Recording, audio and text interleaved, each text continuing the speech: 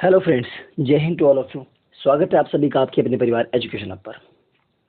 तो जैसा कि अपनी राजस्थान जी के पोर्शन में जो राजस्थान हिस्ट्री के जो मेन पॉइंट थे, जो मेन टॉपिक थे अपने रीट और सेकंड ग्रेड के सिलेबस में और भी एग्जाम्स में, जिनमें भी आपको हिस्ट्री आती है, राजस्थान की हिस्ट्री के जो पोर्शन आते हैं उसमें जो टॉपिक आते हैं, उन सभी के लिए आप एक क्लास चल रही थी। 2 वीडियो पहले अपलोड कर चुके हैं। कल संडे था इसलिए कल ऑफ था। आज फिर से वापस वही क्लास कंटिन्यू करते हैं। उससे पहले मैं बता दूं, हम 1857 की क्रांति पूरी पढ़ चुके हैं। अगर आपने प्रीवियस क्लासेस नहीं देखी हैं तो आप पहले जाके देख सकते हैं, प्लेलिस्ट मिल जाएगी, उसमें 1857 की क्रांति पूरी आपको करवा दी गई है। उससे पहले भी मतलब जब पहले क्लासेस लगती थी यहाँ, तो और प्लेलिस्ट में आपको अलग अलग सब्जेक्ट के, जैसे साइकोलॉजी के भी कई वीडियो मिलेंगे, आपको हिंदी के भी कई वीडियोस मिलेंगे, Rajasthan history, Indian geography, Rajasthan polity, जो इंडियन पॉलिटी वगैरह के खूब सारी वीडियोस आपको मिलेंगी। तो वो आप जा करके पहले देख सकते हैं। अब 1857 क्रांति पूरी हो चुकी थी हमारी। अगर आपने वो क्लास नहीं देखी है तो आप इस क्लास के बाद या फिर अभी देख लीजिए, इस क्लास के बाद आप जा करके वो क्लास देख सकते हैं। 1857 क्रांति बिल्कुल डिटेल में दो वीडियो हैं, उनमें करवाई हुई है पूरी। उससे बाहर 99% तक कोई चांस नहीं जाने का। और अगर जाएगा, जो किसी को नहीं आएगा, वो जो आपको नहीं आएगा ना, वो किसी को भी नहीं आएगा। कंटेंट में बहुत ध्यान रखा जा रहा है, ऑथेंटिकेशन का पूरा ध्यान रख रहे हैं। बस आप पढ़ते रहिए। आज का हमारा नया टॉपिक है राजस्थान का एकीकरण। 1857 की क्रांति हमने पढ़ ली, अब हम राजस्थान के एकीकरण की बात करेंगे। तो हेडिंग लगा लीजिए, आप बिल्कुल साथ साथ नोट्स बनाते चलिएगा। जिन टॉपिक्स को मैं आपको करवाऊंगा वो टॉपिक आप अच्छे तरीके से, आपको कहीं से भी पढ़ने की जरूरत नहीं है, चाहे आप किसी भी कोचिंग में, किसी भी इंस्टीट्यूट से, किसी भी ऑनलाइन कोर्स से जुड़े होंगे, बट यहाँ से पढ़ने के बाद अगर वहाँ से आपको कोई और ज़्यादा अच्छा कंटेंट मिल जाए, आई थिंक नहीं मिलना चाहिए। फिर भी अगर आपका कोई मन हो तो आप और कहीं से भी ट्राई कर सकते हैं। तो 1857 क्रांति अपनी हो चुकी थी। अब उस 1857 क्रांति के बाद अपना अगला टॉपिक लेना राजस्थान का एकीकरण। हो सकता है 1, 2 या 3 क्लासेस में एक टॉपिक कंप्लीट हो। आराम से बिल्कुल डिटेल से इसको समझते जाएंगे और नोट्स अपने साथ में बनाते जाएंगे। शुरुआत करते हैं आज के इस टॉपिक की। उससे पहले यदि आपने वीडियो को लाइक नहीं किया है तो वीडियो को अभी लाइक कर दीजिए। कमेंट करके लास्ट में क्लास के बाद जरूर बताना कि आपको क्लास कैसी लगी, कैसा टॉपिक, कौन सा टॉपिक आपको और ज़्यादा, जिसकी ज़्यादा ज़रूरत है आपको, वो आपको चाहिए, उस टॉपिक के बारे में बता सकते हो। उसके अलावा अपने दोस्तों के साथ इस क्लास को जरूर शेयर करें ताकि वो भी अच्छे तरीके से पढ़ पाएँ। और चैनल पे यदि आप नए हैं तो आप इसको सब्सक्राइब कर लीजिए और बेल आइकन को जरूर प्रेस कर दीजिएगा ताकि जब आपकी क्लास आए तो आपको नोटिफिकेशन मिल जाए। ये क्लास हमेशा इसी टाइम पे रहेगी, शाम को 8:29, मतलब लगभग 8:30 बजे ये क्लास हमेशा इसी टाइम पे रहेगी। बस संडे को ऑफ रहेगा, बाकी ये क्लास कंटिन्यू रहेगी। पहले ये था कि टॉपिक जब तैयार हो सकता है कोई बाय द वे कभी कभार बंद हो जाए, बाकी ये क्लास कंटिन्यू रहेगी आपकी। इसमें जो टॉपिक आपके सामने आते जाते हैं बस करते चलिए। आप जो आपको टॉपिक बताए थे ना शुरुआत में हिस्ट्री वाले, एक दिन सिलेबस का वीडियो एक दिन दोबारा डाल देंगे, अपलोड कर देंगे कि सिलेबस में क्या क्या टॉपिक है, मैं कौन कौन से टॉपिक आपको करवाऊंगा, जिन पहले मतलब कौन से टॉपिक करवाऊंगा। हालांकि कोशिश सबकी रहेगी, बट सेकंड ग्रेड के एग्जाम तक पहले सेकंड ग्रेड पर फोकस रहेगा। तो 1857 क्रांति आपकी कंप्लीट हो चुकी है। अब हम देखें राजस्थान का एकीकरण। हेडिंग लगा लीजिए, बिल्कुल नोट्स आप बनाते चलिएगा। देखिए नोट्स बनाने के तरीके आपके पास 1000 होंगे, आपकी डिटेल लाइन लिखते होंगे कि जैसे अभी मैं आपको बताऊंगा कि राजस्थान में 19 रियासतें थी, एक पूरी लाइन लिखो। नोट शॉर्ट एंड स्वीट होनी चाहिए, सिर्फ आपको समझने से मतलब है, दुनिया को आपको नहीं समझाना, ज्ञानी अभी नहीं बनना। अभी आप हमारा खुद का काम कर लेते हैं, वो काम होने के बाद हम दुनिया को समझा देंगे। तो नोट्स उस तरीके से बनाइए, शॉर्ट भी हो और आपको पढ़ने में भी अच्छा लगे। हेडिंग लगाइए राजस्थान का एकीकरण। 1857 क्रांति कंप्लीट हो चुकी है। आपसे क्वेश्चन लगाए होंगे, कोई डाउट आया होगा तो मुझे कमेंट करके बता दीजिए। अब आप शुरू करते हैं राजस्थान का एकीकरण। देखिए एकीकरण की बात बाद में करेंगे, उससे पहले कुछ बातें करते हैं कि एकीकरण से पहले का माहौल जानते हैं। जैसे 1857 क्रांति से हमने पहले का माहौल जाना था, उसी प्रकार से अब हम एकीकरण से पहले का माहौल भी जान लेते हैं कि राजस्थान में एकीकरण से पहले का माहौल किस प्रकार का था। हमारे राजस्थान में 19 रियासतें थी। कितनी रियासतें थी? 19 रियासतें थी। 3 हमारे ठिकाने थे। ठिकानों को हम बोलते हैं चिपशिप, चिपशिप बोलते हैं। क्या बोलते थे ठिकानों को? चिपशिप। तो हमारे राजस्थान में एकीकरण से पहले 19 रियासतें थी और 3 ठिकाने थे। कौन कौन सी? लावा। लावा कहाँ पड़ता है? टोंक में। लावा कहाँ पड़ता था उस टाइम? टोंक में। कुशलगढ़। कुशलगढ़ कहाँ पड़ता था? बांसवाड़ा में। और नीमराना। नीमराना कहाँ पड़ता था? अलवर में। लावा कहाँ पड़ता है? टोंक में, कुशलगढ़ कहाँ पड़ता है, बांसवाड़ा में, और नीमराना कहाँ पड़ता है, अलवर में। तो राजस्थान में एकीकरण से पहले 19 रियासतें थी और 3 चिपसिप या फिर ठिकाने थे। कौन कौन से, लावा टोंक में, कुशलगढ़ बांसवाड़ा और नीमराना अलवर। नीमराना में चौहान रहते थे, चौहानों का राज था। कुशलगढ़ में राठौड़ों का राज था।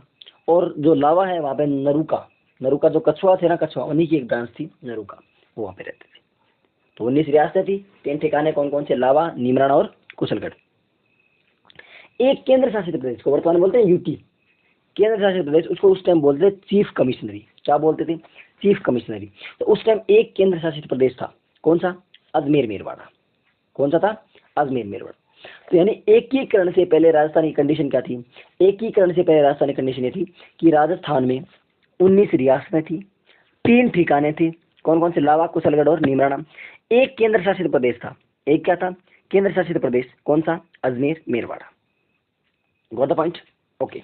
आगे चलते हैं।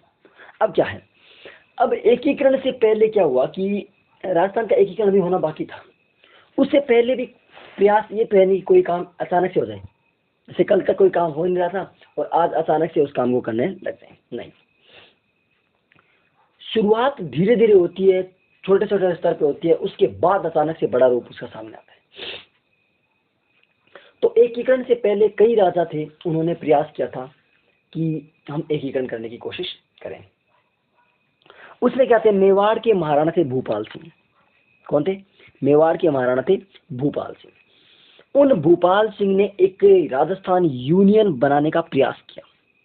एकीकरण बाद में होगा, बट ये पहले की बातें आ रही हैं कि एकीकरण से पहले की कंडीशन थी क्या राजस्थान में, आखिर किस प्रकार का माहौल चल रहा था एकीकरण से पहले। आराम से देखिए, एक कोई टॉपिक होता है उसको मैं फटाफट आपको पढ़ाता जाऊँ, बस जल्दी जल्दी आपको मैंने करवाया, वो चीज़ समझ में नहीं आनी, पूरी उसका बेसिक तैयार करके फिर उठाना, चाहे आपको आधा घंटा एक्स्ट्रा लग जाए कोई बात नहीं, लेकिन पढ़ो ऐसा कि उस टॉपिक में दिक्कत नहीं आई आपकी, ट्यूशन नहीं करता होना चाहिए हमारा। तो मेवाड़ के जो महाराणा थे भूपाल सिंह, उन्होंने राजस्थान यूनियन बनाने का प्रयास किया था। किसको बनाने का प्रयास किया था, राजस्थान यूनियन बनाने का प्रयास किया था। कब, 25 या 26 जून को 1916 की बात, 1946 की बात है। कब की, 25-26 जून 1946 की बात है। मेवाड़ के महाराणा भूपाल सिंह ने कहां पर, उदयपुर में, कहां पर, उदयपुर में क्या, राजस्थान यूनियन बनाने का प्रयास किया था। उसमें शामिल कौन कौन होंगे, उसमें शामिल उन्होंने राजस्थान की, गुजरात और मालवा, उस टाइम अलग अलग प्रदेश था, राजस्थान, गुजरात और मालवा, इनके 22 प्रतिनिधि उसमें शामिल हुए थे। कितने प्रतिनिधि आए, 22 प्रतिनिधि। यानी मेवाड़ महाराणा ने एक मीटिंग बुलाई, कब बुलाई, 25-26 जून 1946 को बुलाई। उन्होंने उन सबको कहा कि हम जो अपना राजस्थान है, गुजरात है और जो मालवा है, इनके 22 प्रतिनिधि वहां पे आए थे, तो हम सब मिल करके और राजस्थान यूनियन बना लें। तो ठीक है बना दो, लेकिन इसका हेड कौन रहेगा, और हेड में, ये कौन सी बात हुई, हेड आप कैसे। मुझे यार मेवाड़ का इतना लंबा इतिहास चल रहा है, कब से बप्पा रावल से लेकर के आज तक का गौरवमय इतिहास रहा है। राजस्थान में एक अलग, राजस्थान मेवाड़ के कारण जाना जाता है, तो हम बड़े इसलिए हम ही रहेंगे। राजा वहां कुछ नहीं बोले, चले गए। अगली बार फिर दोबारा उन्होंने बुलाया, आधे नहीं आए, तो मेवाड़ महाराणा समझ गए कि अपनी पार नहीं पड़नी। यानी मेवाड़ महाराणा भूपाल सिंह ने पहला प्रयास किया था, कब, 25 और 26 जून को उन्होंने 1946 को उदयपुर में एक मीटिंग बुलाई, जिसमें राजस्थान, गुजरात और मालवा के 22 प्रतिनिधि आए थे, और उन्होंने प्रयास किया कि इनको मिलाकर के राजस्थान यूनियन बना दिया जाए। ठीक है, कोई बात नहीं, वो बात गई।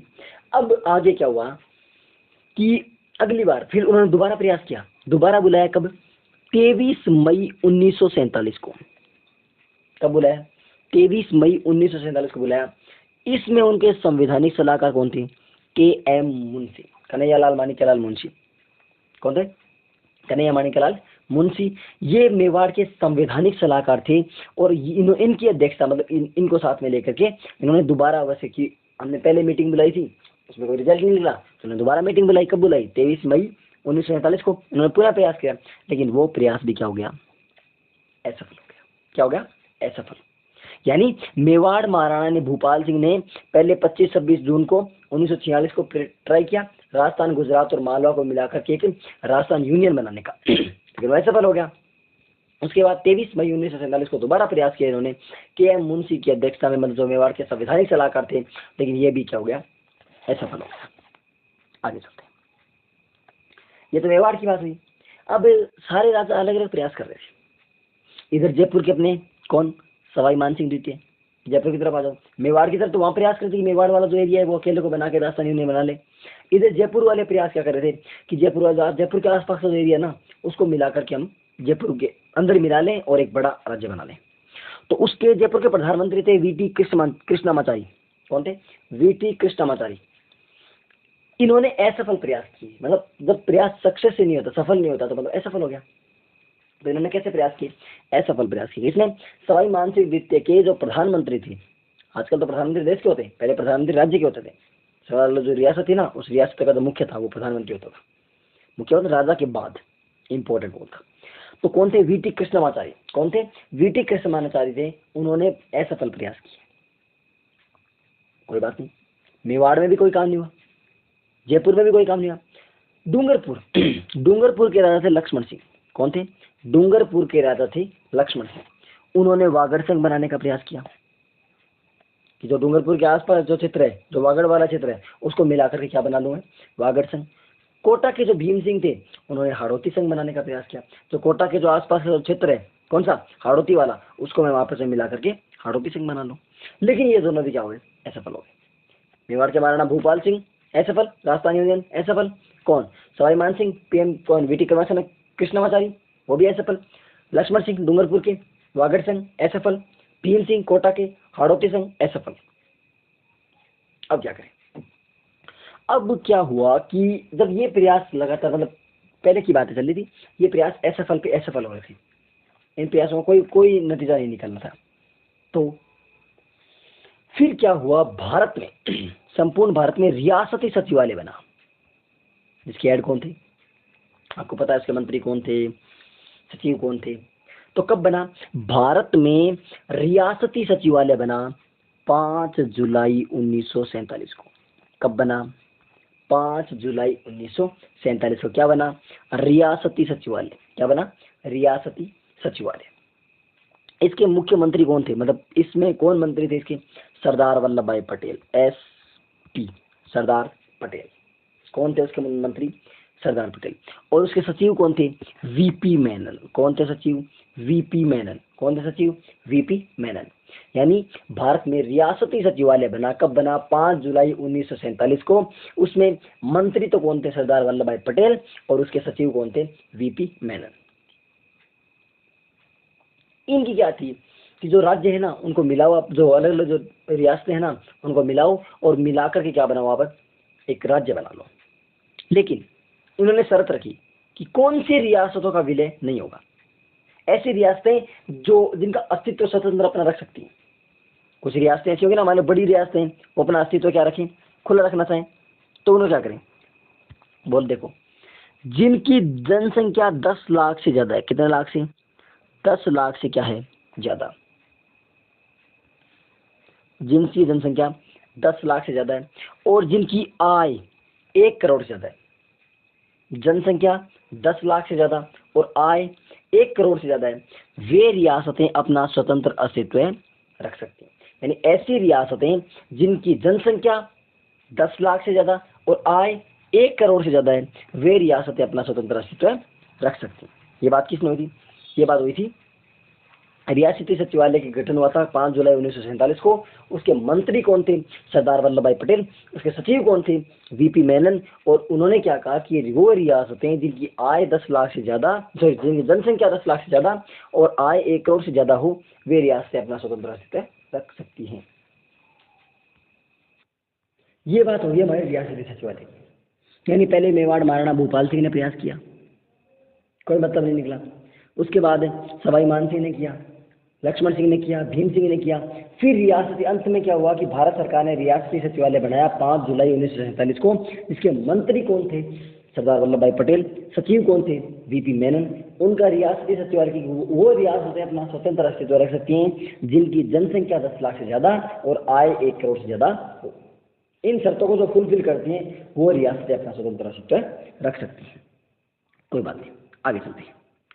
अब क्या हुआ, उधर 18 जुलाई 1947 को भारतीय स्वतंत्रता अधिनियम आ गया कि भारत को आज़ाद किया जाता है, 2 टुकड़े किए जाते हैं, एक पाकिस्तान एक भारत, इस तरीके कुछ आ गया। अब एकीकरण में क्या होती, वो भारत स्वतंत्रता अधिनियम आ गया, उसके बाद कि आप अपना एकीकरण कर लो और रियासतों को ये अधिकार दे दिया कि जो रियासतें मिलना चाहे ना वो मिल सकती हैं। अब बोलो कौन राजा चाहेगा कि मैं मिलूं, लेकिन विलय तो करना पड़ेगा। वो पीछे वाले प्रयास देख के सबको लग गया कि विलय तो करना पड़ेगा, चाहे आज करो चाहे कल करो, करना तो पड़ेगा। कोई बात नहीं। अब क्या होता है, एकीकरण में कुछ समस्याएं आ रही थी कि जब भारत का एकीकरण हो रहा था, तो राजस्थान का जो एकीकरण हो रहा था उसमें समस्याएं क्या आ रही थी। सबसे पहली समस्या क्या थी, या सबसे पहली समस्या छोड़िए, पूरे भारत की समस्याएं देखते हैं और भारत के साथ अपने राजस्थान की देख लें। सबसे पहले की बात, सीमांत प्रदेश, जो सीमा के पास में जो प्रदेश है ना उनको पहले मिलाओ, क्योंकि पास में पाकिस्तान है और पाकिस्तान भी फुल ट्राई कर रहा था कि मैं अपने अंदर इनको ले लूं। जो सीमा पे जो हमारे प्रदेश स्थित हैं उनको आप पहले मिलाइए। क्यों? क्योंकि उधर पाकिस्तान ट्राई कर रहा है, पाकिस्तान कोशिश पे कोशिश किया जा रहा है कि मैं इन प्रदेशों को अपने अंदर मिला। तो राजस्थान में कौन कौन सीमांत प्रदेश पड़ते हैं? राजस्थान में एक अपना पड़ता है कौन सा, जैसलमेर, एक कौन पड़ता है जोधपुर, और एक पड़ता है बीकानेर। ये 3 प्रदेश थे, ये क्या सीमा के ऊपर थे अपने, जोधपुर जैसलमेर और बीकानेर। ये सीमांत प्रदेश थे कि राजस्थान की सबसे बड़ी समस्या ये थी कि इन प्रदेशों को पहले शामिल किया जाए, क्योंकि उधर पाकिस्तान इनको अपने अंदर युद्ध करके या कैसे भी करके इनको अपने अंदर शामिल ना कर ले। Number 1 problem. Okay, next problem number 2, सांप्रदायिक दंगे। कौन से दंगे? 1 नंबर प्रॉब्लम अपने समझ में आ गई। नेक्स्ट है सांप्रदायिक दंगे। 1 नंबर समझ में आ गई। सांप्रदायिक दंगों के बारे में क्या था कि उस टाइम धर्म के नाम पर खूब सारे दंगे होते हैं। आपको पता है, आपने गदर फिल्म देखी होगी, आपको उसमें समझ में आ जाओगे किस प्रकार के दंगे हो रहे थे। तो उस समय क्या होते, जैसे आपने भाग मिल्खा भाग देखी होगी उसमें भी, तो उनमें सांप्रदायिक दंगे दिखाए गए थे। और एक सबसे बड़ी राजस्थान की गर्व की बात बताऊं कि जब पूरा भारत इन दंगों से जूझ रहा था, हिंदू को मुसलमान से, मुसलमान को हिंदू से आपस में लड़ाया जा रहा था, मार काट चल रहे थे, वो हमारी जात का वो उस जात का, इस प्रकार के भेदभाव हो रहे थे। उस समय पूरे राजस्थान में एक प्रदेश ऐसा था जहां पे इस प्रकार के दंगे के कोई भी संकेत नहीं मिले। पूरे राजस्थान में केवल 2 रियासतें, अलवर और भरतपुर, वही दो रियासतें मिली थी जहां पर दंगों की ऐसी होती है, सांप्रदायिक दंगे भड़के थे। पूरे राजस्थान में सिर्फ 2 रियासतों में, अलवर और भरतपुर, 2 छोटे छोटे प्रदेशों में, उसके अलावा पूरे राजस्थान में राजाओं का इतना अच्छा नियंत्रण था कि सांप्रदायिक दंगों के नाम से एक ईंट तक नहीं हिलाने दी लोग। इस प्रकार का नेतृत्व था राजस्थान का। ऐसा गौरवशाली इतिहास है हमारा। इतिहासकार कई प्रकार की बातें ऐसी बताते हैं जो हमारी मानसिकता इस प्रकार की बताते हैं। कभी हम सोचते हैं अंग्रेज खराब थे, कभी हम सोचते हैं राजा खराब थे, कभी हम सोचते हैं वो बेकार था। नहीं, अगर आप इतिहास को ढंग से उठा के देखोगे ना, तब सबका कारण पता चलता है कि इसने ऐसा क्यों किया। अलवर भरतपुर में क्यों हुआ? क्योंकि अलवर भरतपुर के पास में कौन लगता है? यूपी। और यूपी में उस समय दंगे हो रहे थे ना, तो थोड़ी बहुत हवा उठ के यहाँ पे आ गई। यहाँ पे इतना प्रशासन मजबूत नहीं था, इस कारण यहाँ पे थोड़े दंगे बढ़े थे। बाकी पूरे राजस्थान में उस समय कोई प्रकार के सांप्रदायिक दंगे नहीं थे, लेकिन फिर भी सांप्रदायिक दंगे हो रहे थे, एकीकरण करना आवश्यक था। पूरे भारत के कारण जान लें तो राजस्थान में 2 जगह सांप्रदायिक दंगे भड़के थे। कौन से? अलवर और भरतपुर। 2 कारण, पहला सीमांत प्रदेश, दूसरा सांप्रदायिक दंगे। तीसरा, अब बात आती है शासकों की व्यक्तिगत महत्वाकांक्षा। अब बताइए कि एक राजा है पूरे एक प्रांत को, चाहे वो छोटा सा हो लेकिन है तो उसका, अब वो किसी के अंडर में रह के काम करेगा, सामने वाला राजा आदेश देगा कि ये काम कर तो करना पड़ेगा। बताओ कौन चाहेगा? श्रीलंका है, इतना सा देश है, भारत के नक्शे के साथ हमेशा फ्री आता है, लेकिन टेढ़ा है पर मेरा है। सुना ना कुरकुरे का ऐड, टेढ़ा है पर मेरा है चाहे कैसा भी, लेकिन मेरा है। आपका एक छोटा सा, आपने कोई जमीन ले रखी है, छोटा सा एक प्लॉट है, आपका एक छोटा सा घर है, और सरकार कहे कि हम उस घर को लेना चाहते हैं, क्या आप दोगे? नहीं देंगे। मजबूरी में देना भले ही पड़ जाए, लेकिन मन किसी का नहीं करेगा कि हम दें, क्योंकि वो कैसा भी हो है तो मेरा। तो ये 700 की व्यक्तिगत महत्वाकांक्षाएं थी। उसके बाद नेक्स्ट मेवाड़, सबसे बड़ा रीजन, क्योंकि मेवाड़ राजस्थान में शुरुआत से लेकर के, कब से लेकर के, जब बप्पा रावल से लेकर के और मोहम्मद गोरी के आगमन तक, उसके बाद मुगलों तक, उसके बाद अंग्रेजों तक, हमेशा मेवाड़ ने अपने, मतलब अंग्रेज भी मेवाड़ वालों की इज्जत करते थे, इसकी हिम्मत नहीं थे मेवाड़ में आके। राजस्थान में अंग्रेजों ने पूरे भारत को लूटा था, लेकिन राजस्थान ने हमेशा संधियां की और संधियों में जैसे राजाओं ने चाहा वैसे अंग्रेजों को रहना पड़ा। तो कोई कहता है कि 1800 साल के राजस्थान में मतलब अंग्रेजों ने हमें लूटा, हम सोचते हमें लूटा, किस एंगल पे कह रहे हैं आप कि राजस्थान अंग्रेजों ने हमें लूटा? नहीं, हम राजस्थान वाले एक अलग इतिहास रखते हैं, एक अलग भूमिका रखते हैं। तो सबसे बड़ी समस्या कौन थी? मेवाड़, कि जब अगर मेवाड़ को शामिल कर लिया ना तो मान लो पूरा राजस्थान अपने आप आ जाएगा कि देखो जब इतनी पुरानी गौरवशाली जो ये धरोहर है ये हम में शामिल होना चाहती है, तो आप किस खेत की मूल्य हो? आप तो इससे उपजे हो, इससे ही बने हो। तो जब ये आपका मतलब जहाँ पे दादा मिल रहा है, पापा मिल रहा है, तो बेटे का क्या अस्तित्व है? समझ में आ गई? तो ये चार मुख्य समस्याएं थी, और भी हालांकि समस्याएं खूब सारी थी, बट ये मुख्य थी। सीमांत प्रदेश, एक सांप्रदायिक दंगों के काम चल रहे थे, एक साथ जो भी शासक थे वहां पे उनकी व्यक्तिगत महत्वाकांक्षाएं आ रही थी, और एक मेवाड़, ये समस्याएं आ रही थी। लेकिन इन्हीं समस्याओं से निजात पाते हुए वीपी मेनन और सरदार वल्लभ भाई पटेल के अथक प्रयासों से और एकीकरण क्या होगा? प्रारंभ हो गया।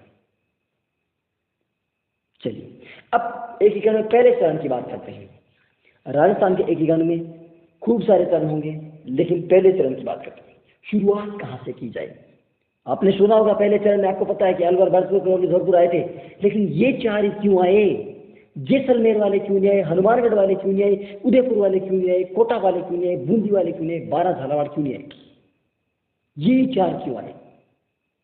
रीजन है, अभी पीछे मैंने बताया था क्या। अलवर, भरतपुर में उस टाइम क्या हो रहे थे? सांप्रदायिक दंगे। क्या हो रहे थे? सांप्रदायिक दंगे। यानी अलवर और भरतपुर में तो सांप्रदायिक दंगे हो रहे थे, तो सरकार को उनको दबाने में टाइम नहीं लगा, फट से अपने पास में ले लिया। अलवर, भरतपुर में क्या हो रहे थे? सांप्रदायिक दंगे हो रहे थे, इसलिए सरकार को टाइम नहीं लगा, इन दोनों को दबा दिया, दो अपने आप कब्जे में आ गए। इसलिए शुरुआत यहीं से होती है, एकीकरण की शुरुआत राजस्थान में यहीं से होती है। अलवर, भरतपुर में उस टाइम सांप्रदायिक दंगे भड़के हुए थे, तो राजस्थान जो सरदार वल्लभ भाई पटेल ने वीपी में टाइम ही नहीं लगा, अलवर भरतपुर से दंगे हो रहे हैं, कब्जे में ले लो, दोनों आ गए अपने पास। अब बच्चे क्या कि इसके आसपास का प्रदेश भी देख लो, इधर ये करौली, धौलपुर बैठे हैं, उनको और लिया गया साथ में ताकि ये छोटा कुछ बन जाए। करौली को बना लिया, धौलपुर को बना लिया, प्लस जो नीमरान आता है, नीमरान कहाँ पड़ता है? अलवर में। जब अलवर ही आ गया तो नीमरान क्या बचेगा? अलग थोड़ी बचेगा, नहीं बचेगा। तो क्या हो गया? उस ठिकाने को, नीमरान को भी ले लिया। अलवर, भरतपुर, करौली, धौलपुर। इसीलिए ये आपको कोई पूछने या इतिहास में पूछने की बात है कि राजस्थान में एकीकरण की शुरुआत यहाँ से ही क्यों हुई थी? पता चल गया क्यों हुई थी? क्यों? क्योंकि अलवर और भरतपुर में हो रहे थे सांप्रदायिक दंगे, और इनके आसपास जो क्षेत्र था, अलवर, भरतपुर को राजस्थान मतलब जो सेंट्रल गवर्नमेंट ने कब्जे में लिया, और आसपास के जो करौली और धौलपुर थे उनको भी साथ में शामिल करके एक अलग एकीकरण का पहला चरण कंप्लीट कर दिया। नीमराना जो अलवर में था उसको अपने आप साथ में ले लिया। अब बात आती है कि इस जो पूरा जो है ना अपना ये पूरा प्रदेश, इसको नाम क्या दिया जाए? तो इसको नाम क्या दिया? इसको नाम दिया मत्स्य संघ। क्या नाम दिया? मत्स्य संघ नाम दिया। और पहला चरण पूरा होता है 18 मार्च 1948 को। ये डेट याद रखने की लास्ट में आपको बताऊंगा कि आप किस तरीके से तारीख याद रख सकते हैं। तो 18 मार्च 1948 को राजस्थान के एकीकरण का प्रथम चरण कंप्लीट हुआ। उसका नाम क्या रखा गया? उसका नाम रखा गया मत्स्य संघ। क्या नाम रखा गया? मत्स्य संघ। क्योंकि प्राचीन समय में यहाँ पर मत्स्य जनपद था, और उसी जनपद के आधार पे इसका नाम क्या रख दिया? मत्स्य संघ। इसमें शामिल कौन हुए? ABCD, अलवर, भरतपुर, करौली, धौलपुर। अब आप सोचो करौली को कैसे लिखते हैं, लेकिन याद रखने के लिए कर लो, अलवर, भरतपुर, करौली, धौलपुर प्लस नीमराना, क्योंकि नीमराना तो अलवर में, अलवर के अंदर में है ना, तो अपने आप अलवर के साथ आ गया। तो कौन कौन आ गए? राजस्थान के एकीकरण के पहले चरण को जिसे मत्स्य संघ कहते हैं, 18 मार्च 1948 को हुआ था। अलवर, भरतपुर, करौली और धौलपुर प्लस नीमराना इसमें आ गया। अब चार रियासतें जब मिला ली तो चारों में कुछ न कुछ तो देना पड़ेगा, तभी तो राजा मानेंगे। तो धौलपुर के शासक थे, जो धौलपुर के राजा थे उदयमान सिंह, धौलपुर के राजा थे उदयमान सिंह, उनको क्या बना दिया? बोल आप तो राज प्रमुख। धौलपुर के शासक उदयभान सिंह, धौलपुर के शासक कौन थे? उदयभान सिंह। उसको क्या बना दिया? बोला आप बनो राज प्रमुख, आप क्या बनो? राज प्रमुख बन जाओ। यानी धौलपुर के जो शासक थे उदयभान सिंह, उनको क्या बना दिया? राज प्रमुख बना दिया। करौली के जो शासक थे कौन? गणेश पाल, करौली के गणेश पाल को क्या बना दिया? उपराज प्रमुख। दोनों को मिल गया कुछ ना कुछ। धौलपुर वालों को क्या मिल गया? राज प्रमुख। करौली वालों को क्या मिल गया? उपराज प्रमुख। कि बचे कौन? अलवर, अलवर को राजधानी बना दो। वहां तो वैसे भी सांप्रदायिक दंगे हो रहे थे, और अलवर को क्या बना दो? राजधानी। तो भरतपुर क्यों नहीं? भरतपुर ने क्या क्या काम कर लिया? भरतपुर ने कौन से मतलब मोरनी के पत्र मार दिए? तो भरतपुर क्या बना दिया? भरतपुर में करा था उद्घाटन। कब करवाएं? 18 मार्च 1948 को करा था भरतपुर में आप उद्घाटन। यानी राजस्थान के एकीकरण का उद्घाटन कब हुआ था? 18 मार्च। यानी पहला चरण कब कंप्लीट हुआ था? 18 मार्च 1948 को अलवर में राजधानी बनाया गया, भरतपुर में उद्घाटन हुआ। करौली का जो गणेश पाल है उसको बनाया गया उपराज प्रमुख, और धौलपुर का जो उदयभान सिंह है उसको क्या बनाया गया? राज प्रमुख बनाया गया। अब उद्घाटन करेगा कौन? उद्घाटन करेगा कौन? तो कौन करेगा? एनवी गॉडगिल से कराओ, नरहरि विष्णु गॉडगिल, उसे करवा लो। पीएम कौन बनेगा? पीएम शोभाराम कुमावत, नाम चल रहा था उस टाइम, बंदा ट्रेंड में था तो पीएम बना दिया। वाइस प्रेसिडेंट कौन बनेगा? Vice prime minister, deputy prime minister, vice prime deputy prime minister कौन बनेगा?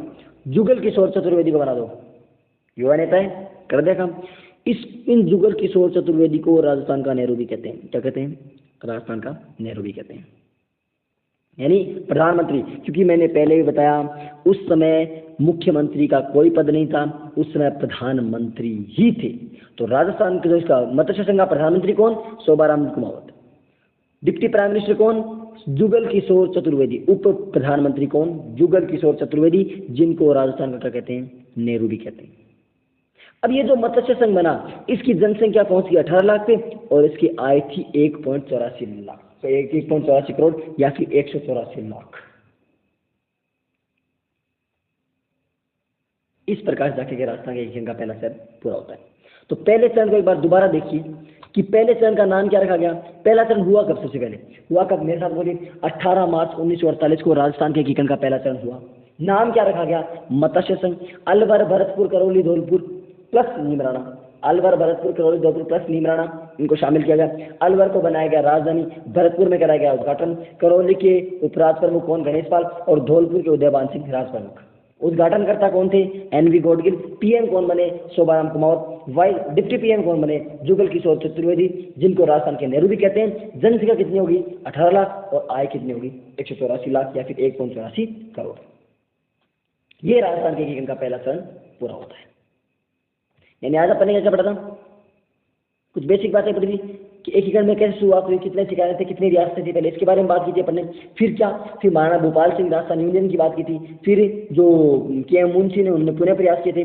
फिर सवाई मान सिंह ने भी प्रयास किए थे, लक्ष्मण सिंह ने भी किया प्रयास, भीम सिंह ने प्रयास किए। फिर रियासती सचिवालय बना, कब बना? 5 जुलाई 1947 को। प्रदेश के मंत्री कौन थे? सरदार वल्लभ भाई पटेल। सचिव कौन थे? वी.पी. मेनन। ऐसी बातों से फिर राजस्थान के एकीकरण का कुछ समस्याएं पड़ी कि कौन कौन समस्याएं इसके अपने सामने आ रही थी। उसके बाद हमने राजस्थान के एकीकरण का प्रथम चरण पढ़ा, कौन सा? मत्स्य संघ के बारे में बातें कर। यानी आज हमने बेसिक थीम तैयार करके राजस्थान के एकीकरण को शुरू कर दिया, उसका पहला चरण कंप्लीट कर दिया। अब नेक्स्ट क्लास में अपन राजस्थान के एकीकरण का द्वितीय चरण पढ़ेंगे। अगर आपको वीडियो अच्छा लगे तो आप वीडियो को लाइक जरूर करें,